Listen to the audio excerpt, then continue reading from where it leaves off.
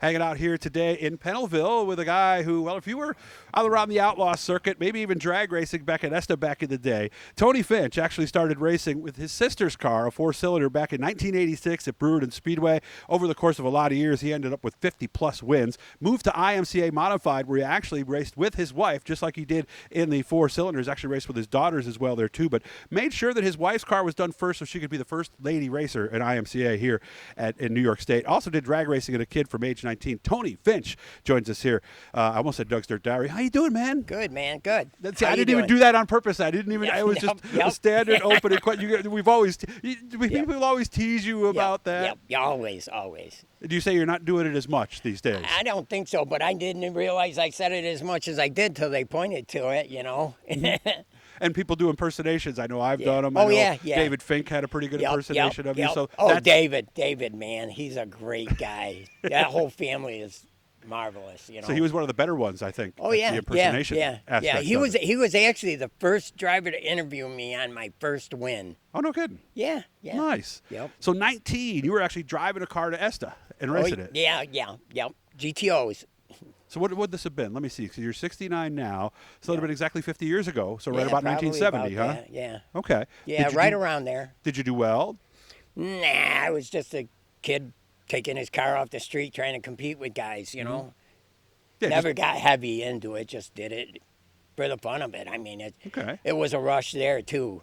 I'll bet it was. Yeah. Well, you told me in 86, dirt almost happened by accident because you were asked to just fill in one night or something? Yeah, my sister Rose from Rose's Towing, her driver wasn't going to make it, so she asked me if I wanted to try it, you know, and I said, yeah, I'll try it if you want, you know, and she agreed to it, so we went racing. Nice, just like that. And you told me this was a different thrill that you really took to it right away. Oh, man, I got in there, and just the feeling, sitting there waiting to go out on the track, I mean, it's like no feeling I had ever gotten before. I mean, drag racing and everything is awesome. You know, I have no qualms, you know, about it or anything, but nothing compared to my dirt racing. I love four-cylinder. I'll race a wheelbarrow, you know. I mean, I just love dirt racing. So what kept you in the car if you were just supposed to be a one-night fill-in? I don't know. Did you talk to her afterwards? Yeah, I want talked to her, and we talked a while, and I wound up buying the car from her, too. Okay. Mustang, you said, not a Pinto. Yeah, a Mustang, too, yeah. Okay. Yep. When did you get the rest of the family involved, and how did that even come up? Well, my wife got sick of watching me out there racing because she got all nervous and everything every time I went out, so she just asked me if I could put the car together for her, and we did, and that was history, man. It was like she fell in love with it. We fell in love with it. Everyone in my family. I mean, everything is basically my family's all about racing, and they married into families of racing and stuff like that. And it's like, whatever, you know. Yeah, it gets in your blood. It's just a big part of my life, our lives, you know. Did this happen that first year in 86, or were you alone that whole 86 season without your wife out there? I was pretty much alone. Okay. My sister's car and everything, and my sister, Bud and Rose, you know, and we just went from place to place and did what we did, you know, and it was just so much fun, and it bring the family closer together. I mean, it's just a sport that is total family, you know. I mean, family and friends.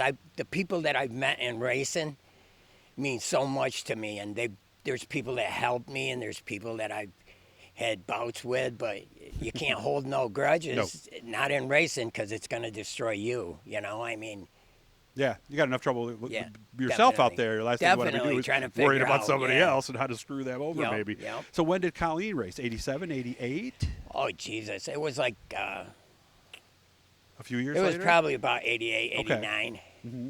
What was that like, having your wife out there? Did you kind of watch out for her? Or? Well, Ray Rainville, you might remember him, but Ray Rainville said... I heard that he had said that, oh, Jesus, he's bad enough without his wife or family being out there, you know. And that's not a compliment. And well, I'm used to it. But yeah, he said, oh, I'm a handful when I'm out there, you know, and my temper gets the best of me sometimes. You're one of those guys. I throw the helmet cut off the circulation to your brain. Yeah, throw a helmet here and there, and you know. just the way it's been. But he had said now that his wife's out there, it's like, Yeah.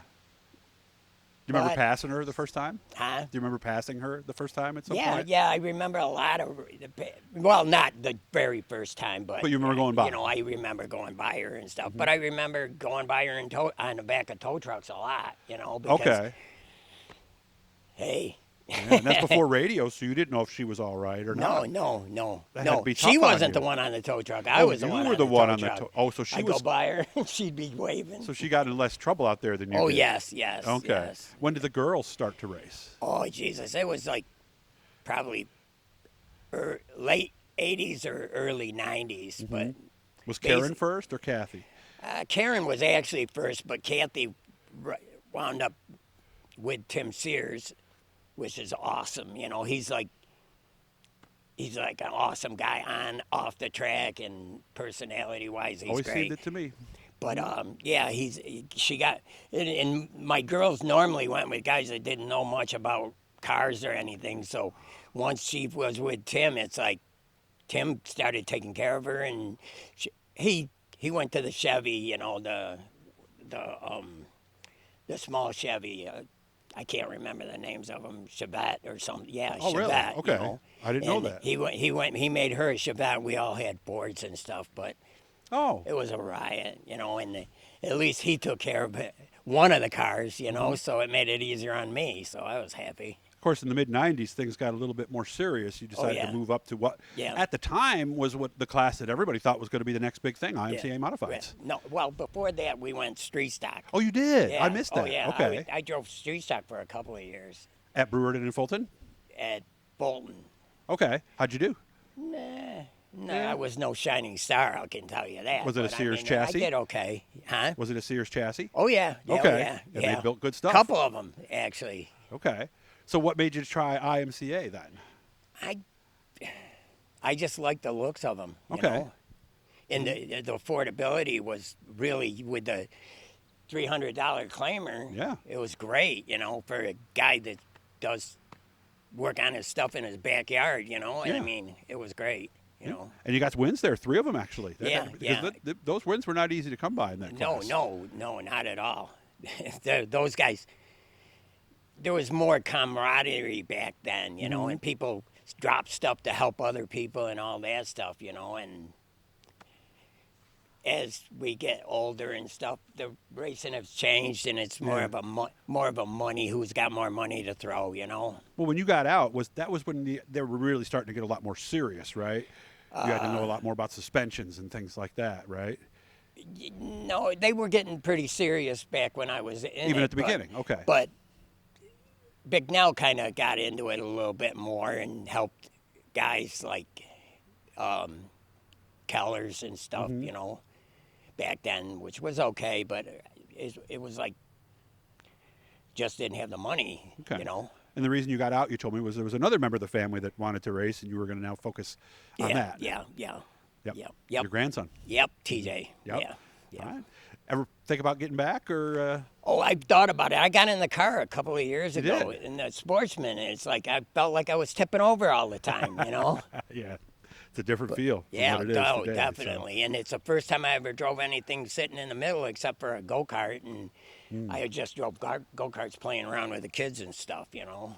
Well, now you guys know a little bit more about Tony Finch. We want to get Colleen at some point, so we'll yeah. make sure we work that out. Matter and of fact, I told her, hey, Doug's going to be here in a few minutes. You better get ready. And she said, oh, no, Doug wants to interview you first. well, now she's going to know after watching this that I want to interview There her you too. go, man. Hit the Blue E, guys. There you There you go. go. At least we finished with one of those for me. So there you Yeah. go. Hit the Blue E, guys. Okay. Man, and subscribe, support, like, share, all that good stuff. Tony, great catching up with you. Let's have a cold one soon. That'll be a man.